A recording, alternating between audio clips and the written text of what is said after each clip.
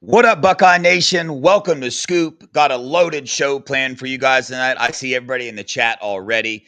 Appreciate you guys for joining. Before we get into this thing, you know what to do already. Hit that like button, hit that subscribe button. And I don't mean just your normal hit the subscribe button. I mean, we're trying to get to 37,000 subscribers. So we need your help. Please, if you are watching, you're not subscribed, do that. That would be great. Also, head on over to the Apple Podcast, hit the like button for us over there. That's a small thing you guys can do to help the channel out a lot. We would appreciate that. Super chats are open. All those super chats go to help out the veterans of this country because they help us out so much. We love giving back to those guys. Do it frequently. Got a lot of them on the board that come on there all the time, talk about everything. Speaking of and stuff out all the time. Everybody's on there talking about the defense, the offense, these Buckeyes, the Brian Hartline situation, all types of good stuff on there. I'm on it all day long, scrolling down through there. There's always something new. But appreciate you guys being in here tonight. Me and Nevada got a good show planned for you guys. Going to talk about, dabble with the Brian Hartline stuff. Some new details coming up there. Is he going to stay with the Buckeyes? What's going to happen there? We'll dive into that. Buckeyes, as you know, hot on the recruiting trail. Defensive lineman, crystal ball to the Buckeyes today. We'll dive into that. And we'll also touch on the Buckeyes defense, hearing a few things out of the Woody about some of these backup players, man. I'm going to dive into that a little bit. But I cannot do it without my good friend, Nevada. Nevada, what's up, brother? Well, thanks for having me, Devin. And we got to have a little prayer for B Moses, who's got a cold. Which with B Moses, that's like a serious thing right now. And so, just brother, if you're listening to the show, we're all thinking about you. We hope you recover from your ailment and come back strong later on this week and lead the Buckeyes to a weather victory on Saturday, because he is the director of the Doppler, the king of weather. And with B Moses on the case, I know that we're always going to get good weather at Ross State Stadium. So get well, brother, and Devin and I'll try to hold it down tonight. Yeah, I was going to put B Moses under my name right there, try to trick people, but I figure they might notice I'm not B Moses. But yes, B Moses isn't here, man. Pray for B Moses. What up, B? I hope you get better, like Nevada said. But Nevada, right? Buckeyes, dude, all over the news right now. Number one CFB recruiting, but that's not it. That's not the only thing that everybody wants to talk about. These Buckeyes, they have some coaches that some people want. Matt Patricia's name hasn't been thrown around yet, but the dude's a dog. It's going to happen. Tim Walton, all these coaches there, but the one right now, Brian Hartline. A lot of coaching positions are open. Of course, we know the Penn State thing came up, and we kept hearing that Penn State had reached out, that maybe there was some stuff going on there. What is it you got on that, Nevada? Anything new with the Brian Hartline situation? Well, the story from Penn State was there were multiple conversations. They went great. Brian is house hunting in Happy Valley. There were actually reports coming out that he was going to take over in mid-season. Remember that one? Like he was going to leave in mid-season and come Yeah. over there. And what we've been able to ascertain after all this kind of going through all the thing is that we can confirm that there actually was contact between Penn State and not only Brian Hartline's agent, but Brian Hartline. We can also confirm that in those conversations, the way that those conversations end, this was not multiple conversations, this was one conversation each. It ended with a thanks, but no thanks from Brian Hartline in terms of Penn State interest. So, it's funny how there's generally in every story, there's like a little nugget of accuracy, and there's a little bit of truth in every tall tale. Well, the truth in the tall tale on this one was that Penn State did reach out. Now, Penn State's reached out to a lot of people. They've reached out to a lot of people. So it's not like this was, I'm not sure where he fell on their pecking order, or how sincere their interest was, but they did reach out and there was contact established. But the takeaway was, thanks for your interest. Good luck on your search, but it won't be me. I'm staying here at Ohio State. So for Ohio State fans, they can obviously take a deep breath and rest easy. And for Penn State fans, you can go back to your insiders that were telling you that. I mean, I read some of the craziest stuff on the board. I read there was one guy that was on there talking about how Urban Meyer had, like, they had a great conversation, the first conversation, and then there was talk about NIL, and it didn't go well, and that's when it stopped, and Penn State stopped pursuing Urban Meyer. And it's like, absolutely none of that was true. That, like, there's 0% part of that true. So, like, at least on this one, there was a little nugget of interest. But I think Brian, Brian seems to have seen the light. Not that there was, ever any doubt or any confusion in his mind that his best path forward is becoming completely proficient as an offensive coordinator, doing it under the tutelage of Ryan Day, and being patient and waiting for his time, because he knows that, Ryan Day is not going to be a lifetime coach at Ohio State. He's just not. He's not. Well, as much as we'd like him to be here for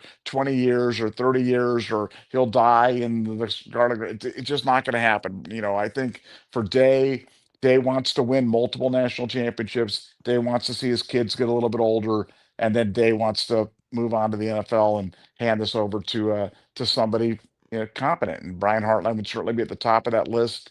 And I think it's so smart for a guy who's 38 years old and is going to have to somehow make ends meet on $4 million a year or whatever he's making as a offensive coordinator for Ohio State. So Brian Hartline's going to be fine. Ohio State's going to be fine. But I think in terms of that one, they're going to be able to keep the band together for the foreseeable future. Now, Matt Patricia, Little Div was asked a question about Matt Patricia. I mean, Matt Patricia, to me, I think he's over 50% to stay at least one more year. But after that, I think it's going to get a little dicey. And, now I would have said the same thing about Chip Kelly last year. Did not have on my bingo card. He'd leave after one year, go to the Raiders. But, we won the national championship. So at that point, kind of all bets are off. Matty G, that's a guy that could be the defensive coordinator of Ohio State someday. Same thing with James Laurinaitis. So I think you've got kind of defensive coordinators in waiting on the defensive side, and you've got a potential associate head coach position for Brian Hartline, setting up a potential move to head coach, if and when Ryan Day moves on to the NFL in the future. So that's what we've got on the Brian Hartline thing. All good news for Buckeyes, and he is not leaving Ohio State this week to coach Penn State this weekend against Indiana. So if that was your thought, if you had that, you're like, I'm going to bet the proposition that Brian Hartline leaves the Buckeyes and goes to coach Penn State this weekend. Do not make that bet, because that will be a loser. Yeah, Nevada, I know you've been in this realm for quite some time now, and you can kind of probably guess what the headlines are going to be the next day. And the day that James Franklin got fired, I'm going to be honest with you, the first thing that popped up, not the first thing, but maybe the second or third thing was like, I wonder when Brian Hartline's name is going to get thrown into this. Who's going to be the first one to put out the headline, hey, Brian Hartline to Ohio State, because they're going to get thousands and thousands of clicks. The first headline I saw, Nevada, was Penn State private jet just landed in Columbus. That was the morning after James Franklin got fired. And I was like, here we go. Here we go. And then you can just follow that trail. You get on the Penn State board, and you'll have some of their insiders, like, from what I read, legit insiders that people were like, oh yeah, this guy said, but that Hartline, like, somebody said the verbal agreement is already in place. The verbal money agreement's in place. This is going to move faster than what we expect. But, I never really gave it too much credence because of what I was hearing, on the Scoop board with you guys. And then also just kind of common sense, man. Ryan Day has got a very good plan for him. And just look at Brian Hartline's success that he's had just in his life before he even became a coach at Ohio State, right? Wide receiver in NFL, very successful, comes back as a GA at Ohio State, then becomes the wide receivers coach, and now is working his way up. It's just like, man, he's in a pretty good spot right now to take over a pretty good program. Like, when you have a young coach in Ryan Day with the success that he is having, feeding you this plan that he is feeding Brian Hartline, it'd be a pretty crazy move to go away from that at this point. Now, Is this the last time we're going to hear? Is this the last time a team is going to reach out for Brian Hartline? Absolutely not. This is, I'm sure we will be on here informing you guys of another piece of information that is dropped about Brian Hartline and another job. It's going to happen. Why? He's one of the best coaches in the country, right? A lot of these Buckeye coaches are. Interestingly enough, Nevada, you brought up Matt Patricia.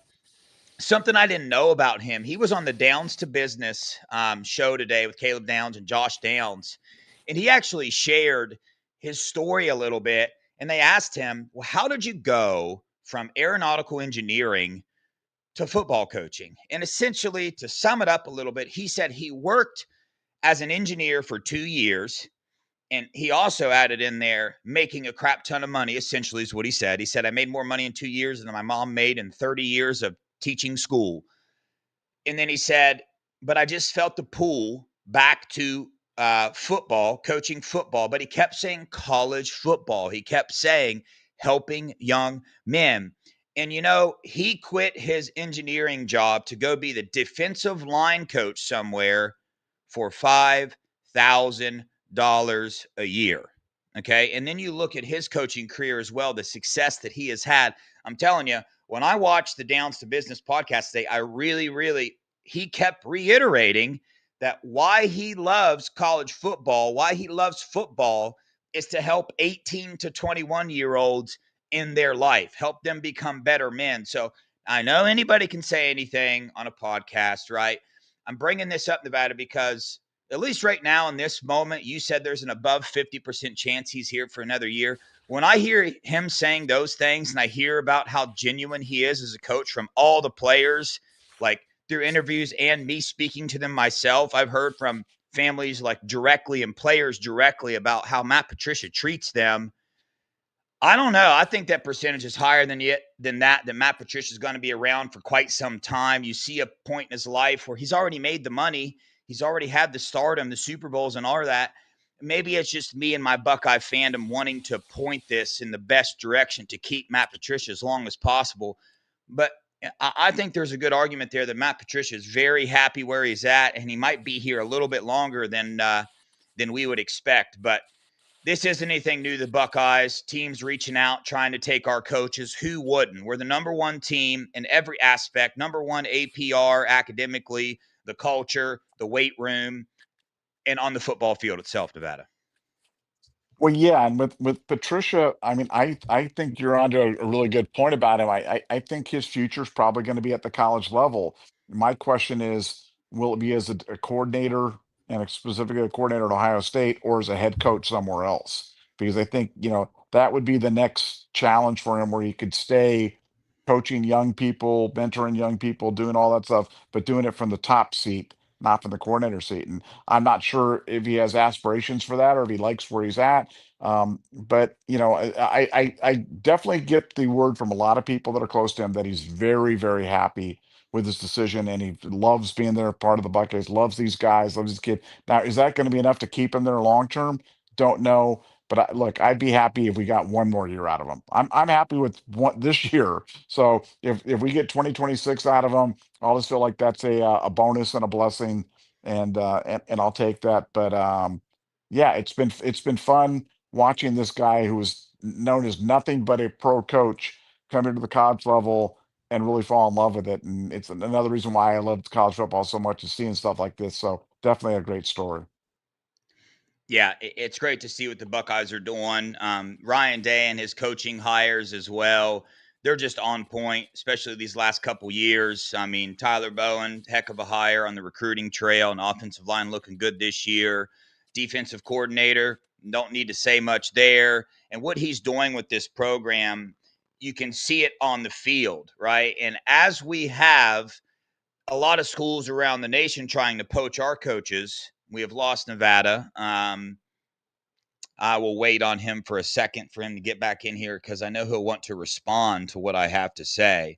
But essentially, with the momentum that this Buckeye program has right now, it's getting people's attention, right? And there he is. Nevada, how was your meal? Was it good? You could have just said that you were hungry and you need to take I, a break, but Dude, I accidentally That's all. I Swear. hit it with my elbow and I accidentally disconnected the thing and I'm like, oh my gosh, I just did that. Yeah, I'm That's all technically right. challenged for sure, but yeah, but I'm back. I'm back. Yeah. I'm here and I'm ready. Just to let you know, Nevada, I don't know if anybody's told you, I find it easier when I'm clicking buttons on my phone to use my hands, but I have attempted the elbow push before. But Yeah, anyway, yeah, yeah. uh, I had a dog, I had a Chihuahua on my lap, and I was uh, grabbing him, and I pushed it with my elbow and knocked it off. So yeah, okay, it's I high got class. you. First world problems here on the show. Yeah, yeah.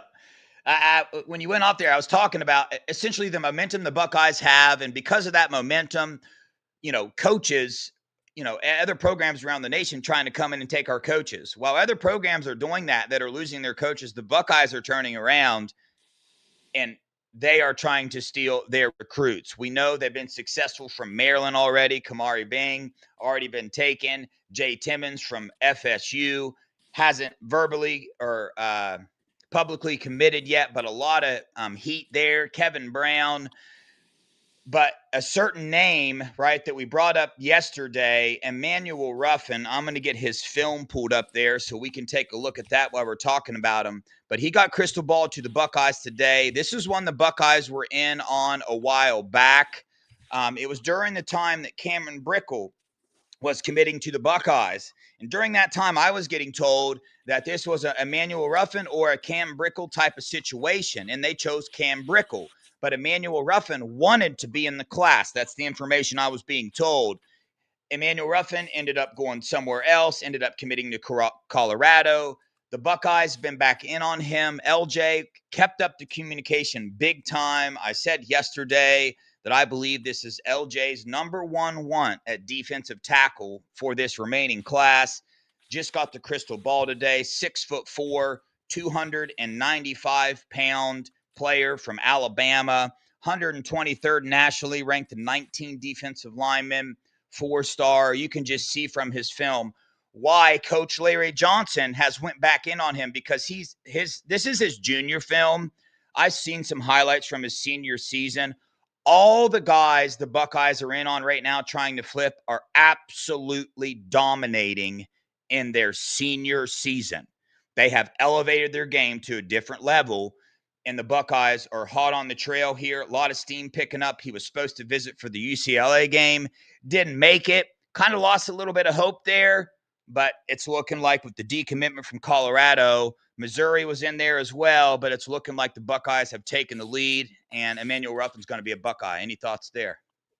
Well, a big get. I mean, these are the types of kids that Alabama would never have lost when Saban was there. You know, Bessemer City kid, and yeah, I mean, look, we talked about how, during the college football season, you've got a couple of different things. You've got these, early signings and the, lead up to signing day, and then you've got all this play during the regular season where, like a team like Colorado. I mean, Colorado was kind of the flavor of the week for a lot of people last year.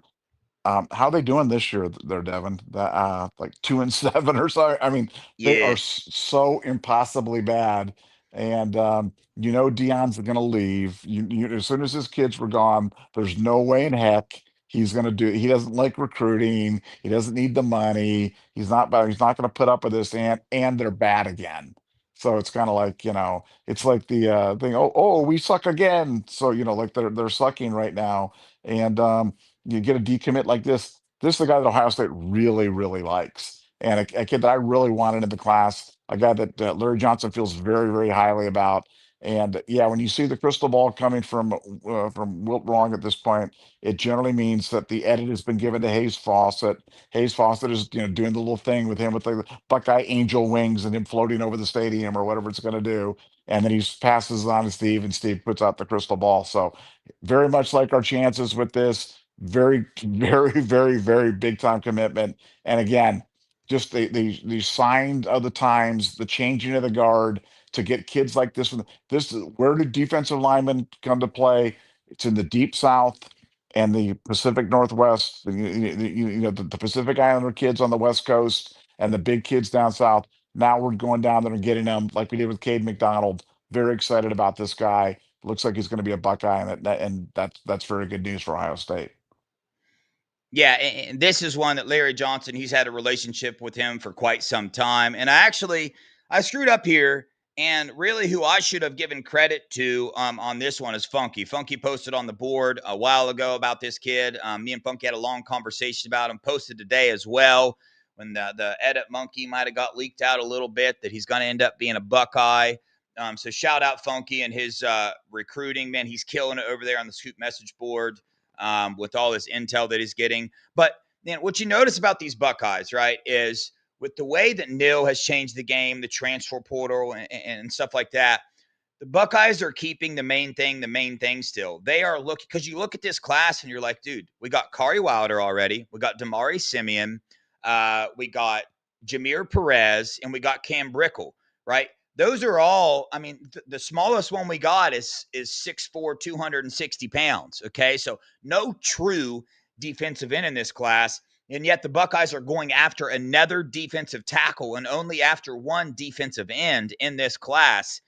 And what the Buckeyes are doing here is, I love the logic here. It's, hey, if we see a kid out of high school that we think has the potential to play, we're going after him. Why? Because he's way cheaper now than he is going to be when he hits the portal if he's worth, coming over here to our school. And also, that's the lifeblood of this program. Look at last year's team. Yeah, we got some good transfer portals in, but the main part of this team was people that we recruited here ourselves. And then the same with this year, man. That foundation on this team are these uh, blue bloods, these blue stars. What am I trying to say? Blue collar recruits that these Buckeyes have been recruiting. Some 3 stars too, kept them in the program, developed them up to this point, and that's what they're doing. Because when I sit back and I ask myself, yo, how many defensive linemen are we going after in this class? Well, you look at past classes, it's been really light at defensive line. And the Buckeyes, they're not stopping with Emmanuel Ruffin. I'll tell you that right now, Nevada. They are still after Dre Quinn, who's coming in for the UCLA visit. He's a Clemson commit right now, but a lot of steam for the Buckeyes. So that would give us about 2 defensive ends there. Kari Wilder can pretty much play wherever he wants on the line. And then still, there is communication. A new offer goes out to J.J. Finch, 6'3", 260-pound defensive lineman out of Indiana, a current Alabama commit. And there's also still communication with Jimmy Frisco out of Texas. He's 6'3", 265. So you're seeing the type of player Larry Johnson wants to go get. He's trying to get some numbers in this class. And I love it because that's where the lifeblood of this football team comes from. It comes from recruiting. When you get in the transfer portal, look at these teams around the nation. Look at Miami. They live out of the transfer portal. How are they doing, Nevada? How'd they do in the CFP selection? So what's their seed? Are they in the playoffs? No, they are not, right? You can look at other teams around the country as well. Of course, Nevada, you brought up Oregon. Oregon does that, but they also recruit like at a high clip too. And on the other side of that, we saw what happened in the playoffs, man. They just did not get the job done last year in the playoffs. So you look at this Buckeye team, the core of this team is recruiting. And I love that in the trenches this year, we are going after players and we are going after numbers. We will not be light in this class on the offensive or defensive line. And I absolutely love it. Well, and I think what people have to recognize too is a fundamental change that's coming with Matt Patricia's defense in terms of the types of players he's looking at. Because if you look at it and you say, okay, who's our most effective pass rusher? And in years gone by, you would have said Chase Young, Nick Bosa, Joey Bosa, Will Smith Jr. You know what I'm saying? Those are the types of guys. This year, Arvell Reese. And so it's a more of a pro style type of approach. It's more looking for those Micah Parsons type of guys, those Khalil Mack type of guys that you generate pressure on the outside. So you want your guys on the interior line to be kind of stout and stalwart, but he's not looking just to recruit pure defensive ends. And so I think has it like next year, I guarantee you, I'm going to tell you, like last year, we told you about Arvell Reese preseason. And there's no way in the world I thought he was going to be this good, but I predict him to lead the team in sacks. I mean, and he's done all those things. Next year, CJ Hicks. I'm telling you, CJ Hicks next year is going to be unleashed. And he's Ooh, going to do bad. He's going to do bad things to people next year. So is he going to be as good as Arvell Reese? Well, I think Arvell Reese is the best linebacker to ever play at Ohio State. There, I've said it with all due respect to Cousineau and Gradishar and Spielman dang. and Hawk and Shazier and all those guys. I'm just talking about in terms of physical gifts. I've never seen anything like Arvell. I mean, just to have the level of physicality, football IQ, recognition, twitchiness, bend, the ability to rush the passers, the ability to take on offensive linemen, the violence with his hands, the way I mean, I just think he is an absolute game changer. For me, if you said to me, you're ranking the players and you're going, okay, no matter who can we afford to lose the least? Who's the biggest impact on the team? And I'd go, well, Julian Sane would be number one. That's a guy that we could at least afford to lose. But I'd take Arvell before I take JJ. I mean, if we lost JJ Smith, that would be devastating. But we can roll other guys out there. Dude, you can't lose a guy like Arvell Reese changes everything on your defense. I think he's more valuable than Caleb Downs. I think he's more valuable than JJ Smith. I mean, that's how high of esteem that I hold Arvell Reese in. And again, and that is not denigrating any of those other guys. Not saying that those guys have not lived up to the hype, not been. It's just Arvell Reese is unbelievable. He's unbelievable against the pass. He's unbelievable against the rush. He's unbelievable rushing the pass. I mean, he's just an unbelievable player. And I think he is. If you ask me to put the one reason why the defense has been so good this year, it's Arvell Reese. I mean, it's the ascension of Arvell Reese and the things that Matty P is able to do with him. I mean, as good as Matty P is, he's got an unbelievable weapon there in Arvell Reese, and he's figured out how to deploy him and put him out there. But I think Ohio State's looking for the next guys like that can rush. You get that pressure from those edge guys, from those long, lean linebackers, as opposed to looking for it just from the defensive ends. I think that's a change in how Ohio State's going after recruiting as well, and it's going to change the type of player we're looking for. Yeah, I mean, at first, Nevada, when I hear you say something like that about, hey, I mean, Arvell Reese, most important player on the team, obviously Julian Sand is up on that list as well, but it's not as ludicrous as it might sound. I mean, I think Arvell Reese is going to be the first Buckeye off the board in this NFL draft if he goes out, which I'm sure he's going to go out. But I think he's going to be the first one off the board because, we have Carnell Tate. We have a loaded receiver room. We do have a loaded linebacker room, but not the physical traits that Arvell Reese has. So if you take a step back and you really diagnose it, the kind of the way you explained it, it's not that far-fetched of a statement to make that Arvell Reese is one of, if not the most important person on this Buckeye team as far as the impact that he can make. And we've seen it so far this year, and it allows what it does is there's certain things about this defense, right? As a fan, there's a lot of times, Nevada, we only look at stats, and that's how we judge a defense. How much have they given up? And also, that's how we judge a player. But if you ask Matt Patricia, Arvell Reese contributes to this defense way more than the sacks, way more than his run stops, way more than his tackles.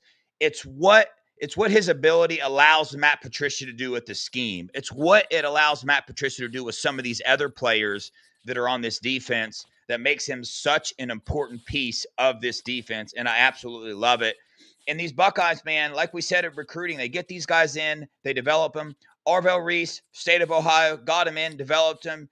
Here he is now, right? Up on this year, we are worried about the defensive tackles in the trenches. You look at Tywone Malone out there, have got him out of the transfer portal, brought him here, developed him. Buckeyes thought he was a lost cause, right? A lot of fans did. Well, let's just be honest about it. Not a lot of people were talking about Tywone Malone preseason. It was all Edric Houston. Well, right now, Tywone Malone is above Edric Houston, and he's putting it on the field, too. Tywone Malone's playing football right now. But there's another name that we need to start paying attention to in this Buckeye defense. Last year, Tyleik Williams, he was the name. Who was behind him? Caden McDonald, right? Everybody talking about Caden McDonald. There's another player that needs to be talked about, like we were talking about Caden McDonald last year. And Nevada, I'm going to let you talk about that. You're the one that has the juice on that one. So tell us about these other players we need to be keeping an eye on. And can't just give up on players so fast, man. This other guy, hopefully, sticks around. He's got another year in the program, I believe. So come back next year, could be a dominant defensive tackle for this team. Well, yeah, that'd be Will Smith Jr. I mean, when he committed to Ohio State, a lot of people kind of laughed at the commitment, kind of lower rank kind of guy, thought it was just like a legacy thing, tribute to his dad, who was just an unbelievable football player.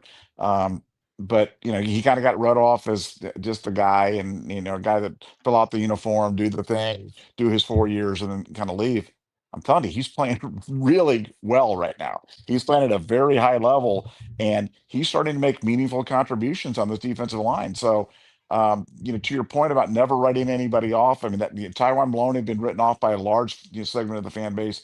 Will Smith Jr. had been written off before he ever set foot on the campus. And I'm telling you right now, he's playing really well and surprising. Sometimes I'm not surprised by people's ascension. Other times I'm very surprised. This would put me in the very surprised category because I did not see this one coming. But I'm telling you, watch him when he's going out there and playing at a very high level. Frankly, the only way he got beat on Saturday was he got held. He got held multiple times. None of them called. Got tackled a couple of times. And but he's given us valuable minutes, given us valuable reps, and when he's out there, he's a difference maker. But Will Smith Jr., pay attention to him when he's on the field because he's really quietly having a very, very good season for the Buckeyes in 2025. Yeah, I love it, Nevada, because last year, preseason, it was all, man, what is this offensive line going to be able to do? Really worried about the offensive line. Who's going to play where? What are we going to do? Well, come to find out, we played 10 deep and we won a national title. This year, it was the defensive tackle position, right? Oh my gosh, what are we going to do on our defensive line? We got K-Mac, we got Edric. They're good to go, but our depth, man, we need defensive tackles in the portal. Why are the Buckeyes not going after defensive tackles in the portals? Was defensive end the whole time. They got that job done. But still, everybody talking about the defensive tackle position. And yet we come out this year and the one everybody was talking about, Edric, who, by the way, is stepping up in a big way. Get into that in a minute. But he's not the guy starting right now. It's Taiwan Malone. And you look at Will Smith Jr., you look at the All-22 film after the game, his bull rush is ridiculous. Okay. He launches people backwards, launches offensive guards and offensive linemen backwards.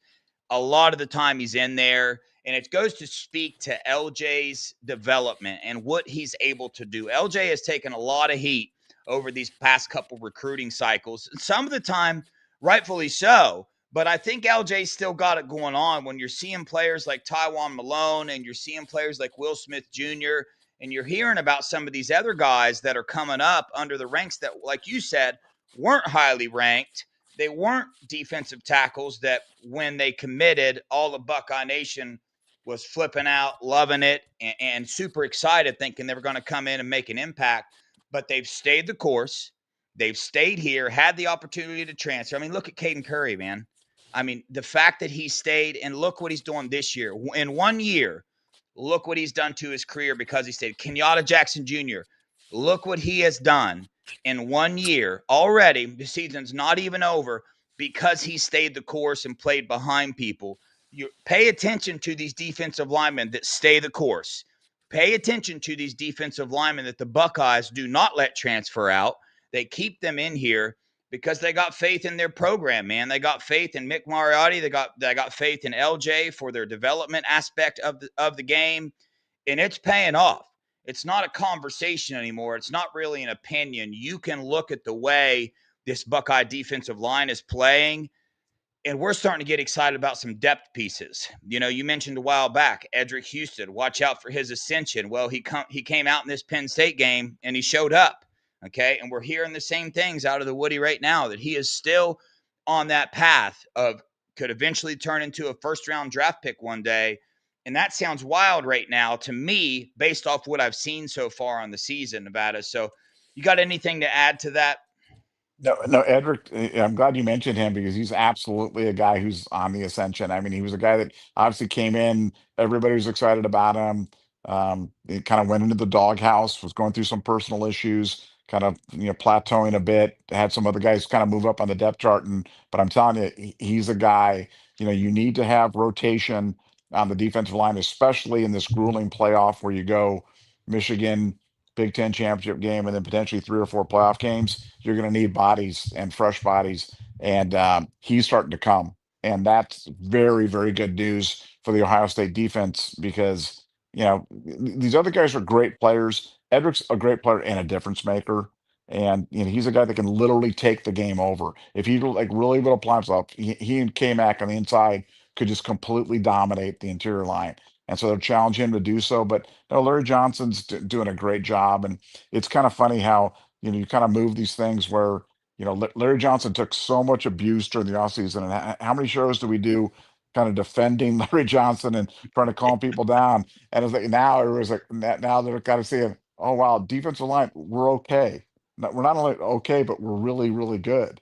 And you can do it a lot of different ways. You can do it with stars, you can do it with pieces, you can do it with scheme. Ohio State's doing with all three of those things right now, doing it at a great level. And yeah, it's just such a great time to be an Ohio State fan because we really have first world problems. It's like fine tuning the right guard spot, or our punter doesn't kick it far enough, or what I'm saying. We've got really very few issues to deal with, and a team that's getting better seemingly every week, and certainly going to be playing their best football at the end of the year. So I'm excited about it. Excited to see these contributions from these defensive linemen that again not a lot of people that were counting on them for contributions. I think we go 3, 4 deep on the defensive line right now, and I think it's going to pay huge dividends for us in the playoffs.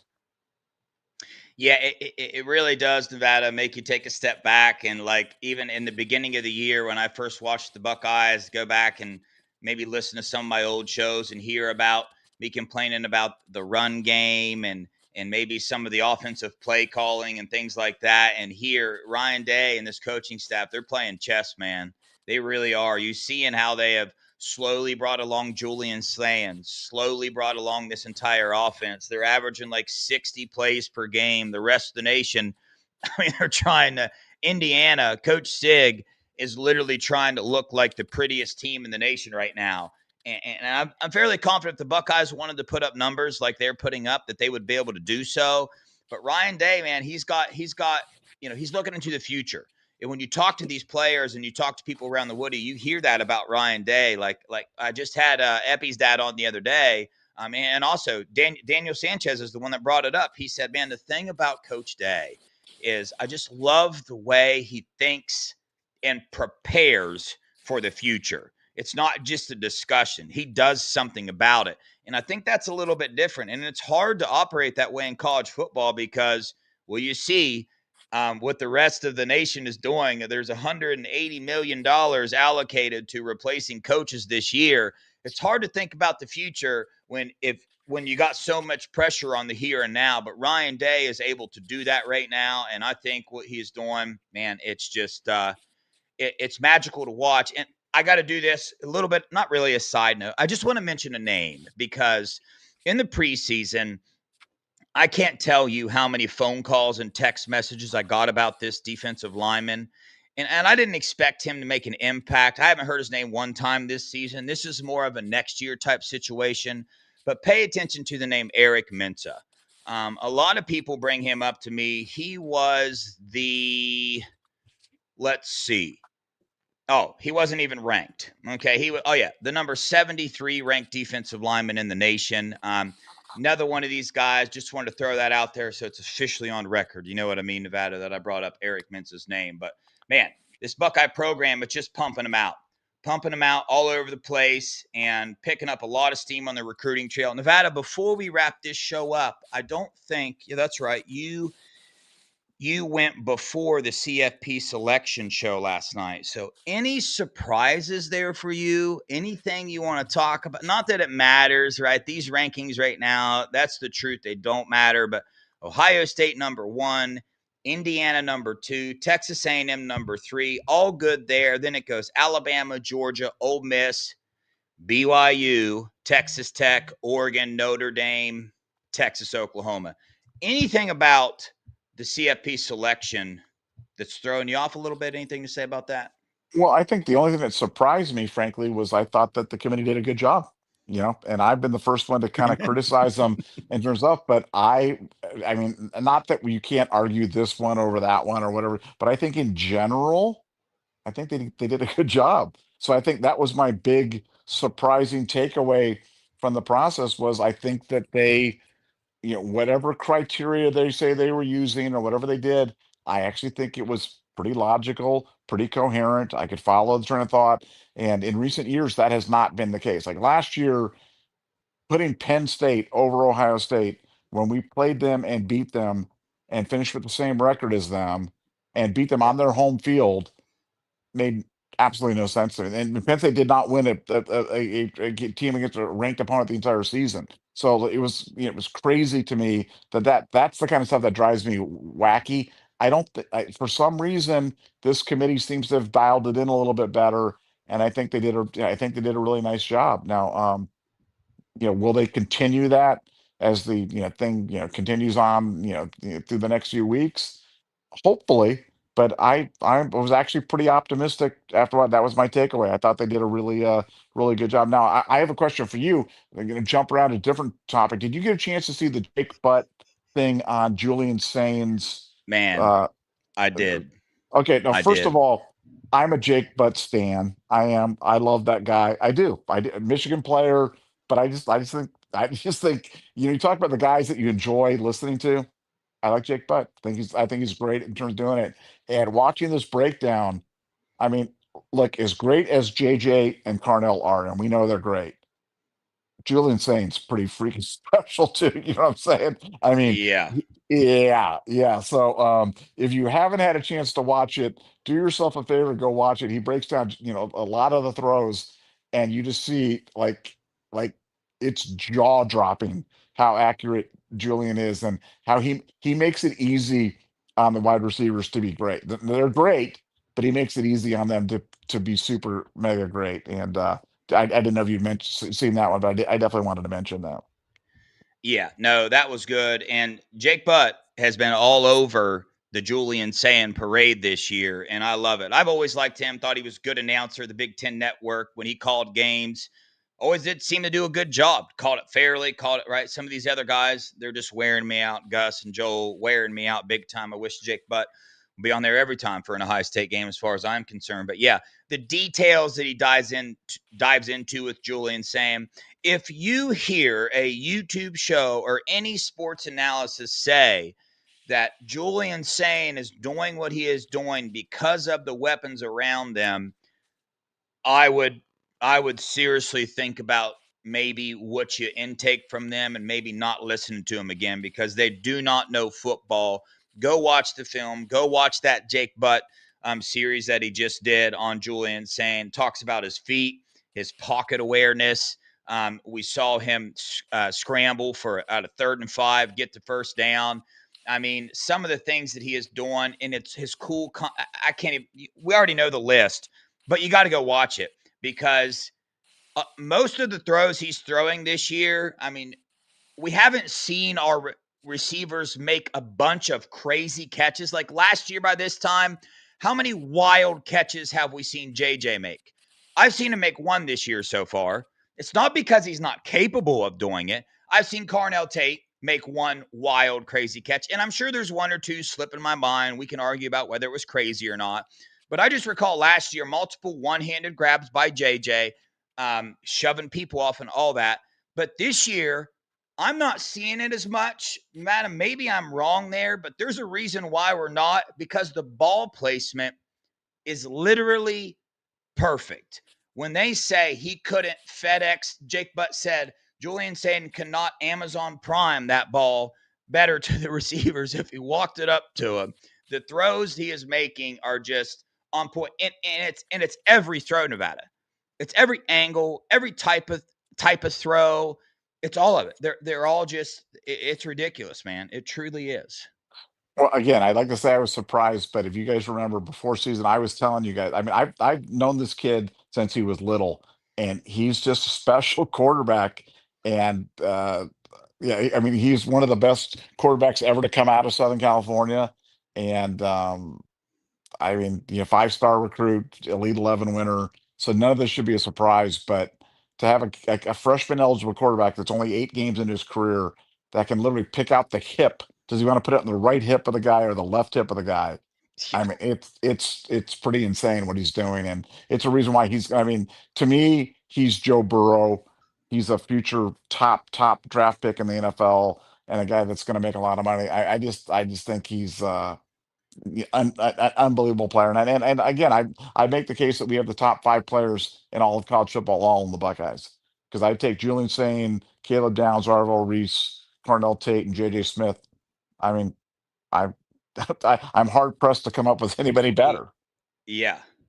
Yeah, that's a good one. And we're not even mentioning, I mean, I understand that's a whole level there, but K-Mac, what he's doing this year, Sonny Styles, just absolutely loaded team. But another thing to add, Jake Butt talked about real fast, we'll get this thing wrapped up, is Julian, when he's making these passes, he's got his receivers on his mind, the receiver's safety, right? He's throwing balls, putting it in a position to where these receivers aren't having to go reach for him, putting themselves in a position to get smacked down by the safety and possibly get an injury. So, man, can't say good enough things about Julian Sain. I kept being told the dude was really good. You go watch his high school film and how good he is, but I just can't keep to. I'm gonna think one day about how far off I really was, how far Julian is really elevated compared to where I thought he would be. But it's pretty darn far. I thought there would be like some learning curve. Nevada, have you seen a learning curve yet in Julian Sain? Well, they keep expanding the playbook for him, and now he's got full audible control. He audibled last week out of a blitz from the right side to a run to the left. Obviously, he runs the RPO game flawlessly. Jake, but did a good thing how he flips his hips and he generates so much power from his lower body. Perfect feet, his footwork is perfect, and that's why he has such great arm strength. He throws a beautiful. We've talked about his spin rate on his ball, and when you have a ball that doesn't wobble and it just spins and it goes right in there and it's precise, it makes it so easy on the wide receivers to catch the ball. That's why the wide receivers aren't making these crazy catches, and they love having him throwing the ball because they know it's going to be on time. He's got such a quick release. I mean, he's Aaron Rodgers out there. I mean, that's who he is. And But but I but don't. Nevada, Yeah. he's just too small and fragile. Well, yeah, you see him, running around out there in the back, and he rushed for more yards in high school than Arch Manning did. I said that last time. People are talking about Arch Manning being the running quarterback. Julian rushed for more yards than he did in high school. Julian will run. Julian just doesn't need to run right now. But if he needs to, if it's 3rd and 5, he'll juke some guys and he'll go out there and he'll get down because he's so freaking smart. But yeah, I think I had lofty expectations for him, but I didn't have has the greatest season in the history of college football from a percentage, completion. That wasn't on my bingo card, but that's right. I mean, he literally could shatter that this year, which is wild to think about. But I really think that's going to happen. Yeah, you still see people on Twitter wanting to argue about Julian saying shouldn't be in lead for Heisman. It's like, yeah, I mean, that's for clicks and somebody that just got their fan glasses on a little bit too much. But Buckeyes rolling along, man, keeping Brian Hartline. They got plans for him, possibly offering a new contract with some new another title added on there, recruiting, balling out, development, balling out. Some of these guys, the second stringers, we're going to need them in these playoffs. They're showing up, showing out. Matt, I just can't think of much to complain about here, right? We can complain about the punter, the run game, but there's no need to, right? None of those things I believe, are going to be the detriment of Ohio State in any future game that we see. Maybe I'm off there. The 50-yard kicker. That's my number one complaint right now. I found one about it. There we go. We need to be able to hit 50-yard field goals. But about it, any final words, wrap this thing up, and we'll get off here. Let me remind No, you guys, I'll remind you one more time, Eric McFarland interview right after this. no, just I mean, look, it's a great time to be an Ohio State fan. Recruiting, cooking, the brand is tight, and Ohio Ryan Day and Ohio State really playing up the disrespect card with the team, telling them they're really really playing up the pundits playing you haven't played anybody thing yet. That's how they're trying to keep them sharp. I think they'll be sharp this weekend against Purdue, expecting a big effort. Yeah, great to be a Buckeye, man. Appreciate you guys for joining. Don't forget, if you haven't hit the like button, help us hit that 37K. Please, I already told you, you're going to see Funky's face if that happens. Well, you're going to see Funky's head. I don't know what face he's going to have on, but Funky's going to turn his camera on. You heard it last show. Once we hit 37K, Make it happen. Go over to Apple Podcasts for us. Hit the like button as well. On that note, stay tuned, guys. Number 1 wide receiver in the 2028 class. Is he a Buckeye lean? Find out for yourself right after that. Appreciate you guys. Love you guys. Go Buckeyes. OH. IO.